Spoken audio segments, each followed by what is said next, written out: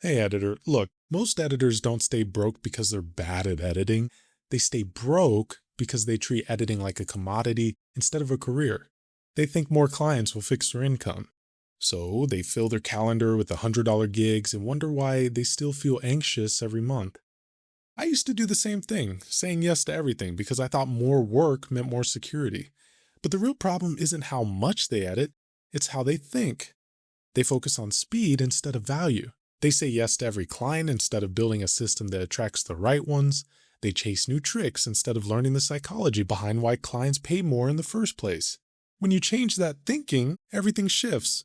Projects get bigger and clients start respecting your time, and your income stops depending on someone else's next text message. And soon, I'll be opening a short window to show you exactly how to do that, the same system to help my editors go from $100 to $3,000 per edit. Keep your inbox open this week. You'll see exactly how it works soon. Y'all have a good one.